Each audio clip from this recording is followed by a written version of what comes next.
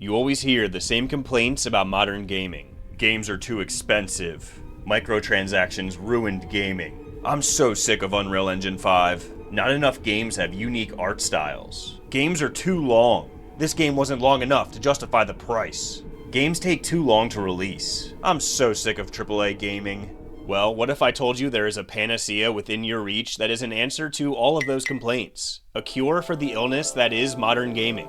The answer is...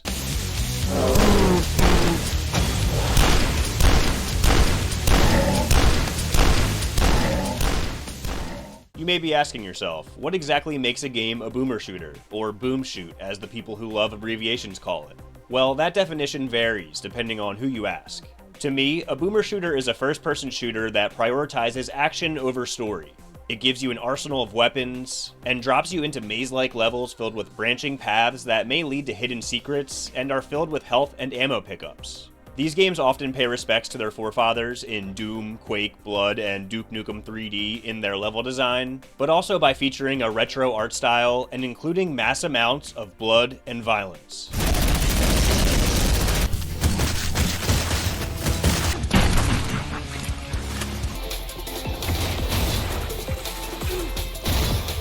You hear it all the time now that every game looks the same thanks to Unreal Engine 5.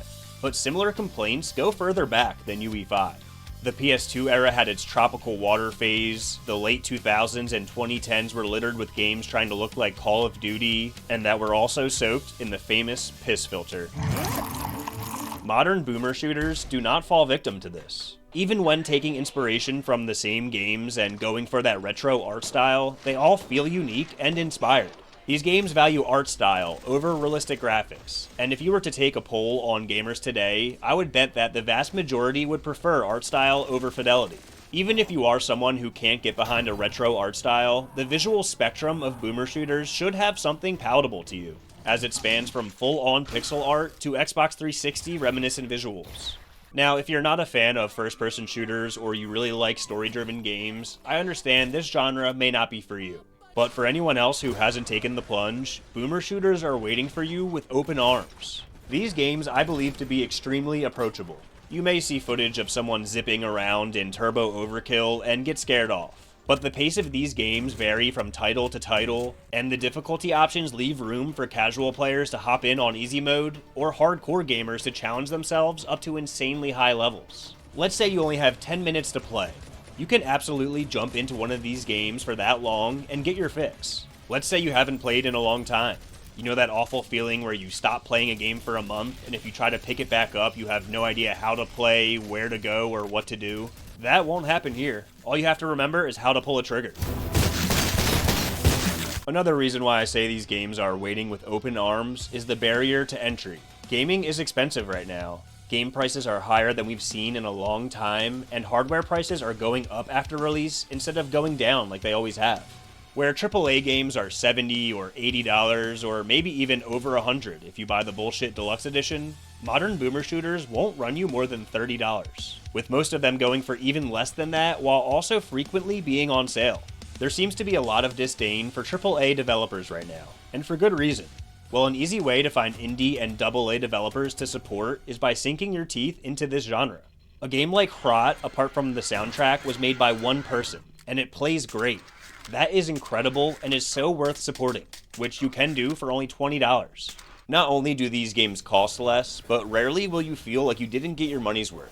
The games do tend to be on the short side, often taking 10 hours or less to beat, but they are all killer, no filler, and are replayable in many ways. For starters, the games get you right into the action, usually within seconds. You don't get tutorialized and lore dumped to death, or have any slog sections that make you dread a replay. Once you beat the game, you can try to challenge yourself by upping the difficulty, try a no-death run, see how quickly you can beat each level, try to find all the secrets, or just simply replay the game, since they are good and short enough to make you want to do so. Some of these games also have more than one playable character to entice you to play it again, or additional game modes to make you want to keep playing once you finish the campaign.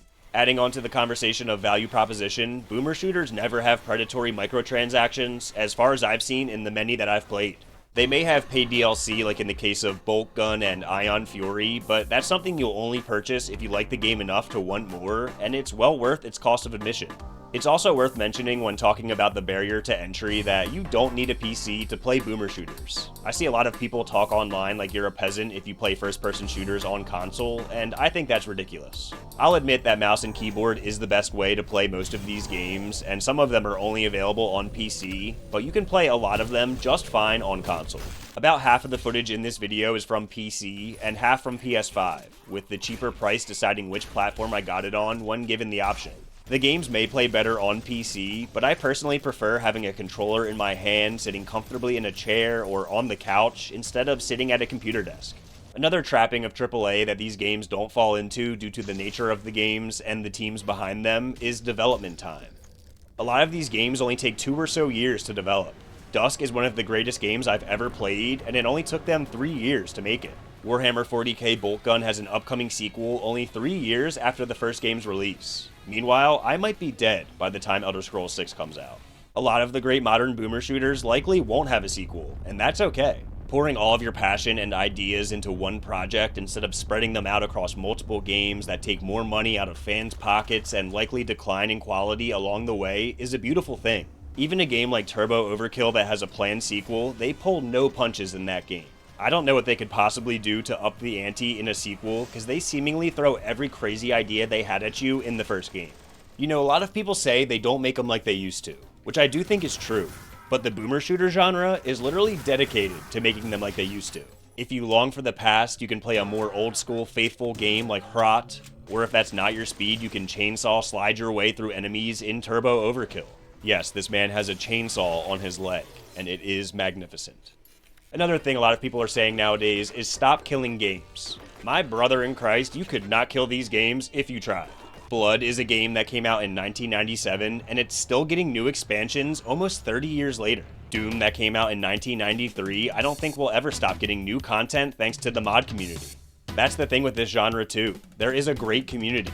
Sure, there are toxic people in every community except for r/bald, and not every fan agrees on the things within the games that deviate from the foundation that was laid in the 90s, but as someone who is chronically online and has a YouTube channel, I have seen countless interactions of people being excited and helpful to people who are new to the genre. In my own comment sections, I've seen so many people who are passionate about the genre and who have shared great stories dating back to the 90s that convey what those older games mean to them. Sometimes it seems like people from different generations don't have much in common, but the classics of this genre like Doom and Quake transcend generations, which is something special. I hope my ramblings have done an adequate job of showing how boomer shooters are the antithesis of modern gaming's shortcomings. Comparisons aside, these games are incredibly fun. They don't waste your time or money, they are endlessly replayable, they often have a sense of humor, they are uniquely stylized, and almost always have an incredible soundtrack. A game like DUSK had my head nodding like crazy.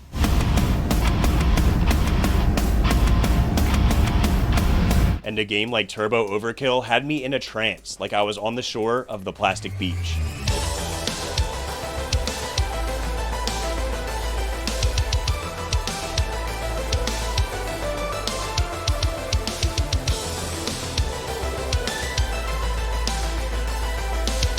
If you're looking for a boomer shooter to play, let me know what interests you and myself, as well as I'm sure many others, would be happy to give you recommendations. If you're a grizzled veteran of the genre, feel free to share any stories you have with these games. I always love reading them. If you have no interest in boomer shooters whatsoever and are somehow still watching, let me know what you've been playing, or let me know how your day's going. And no matter who you are, thank you for watching, and I hope to see you on the next one.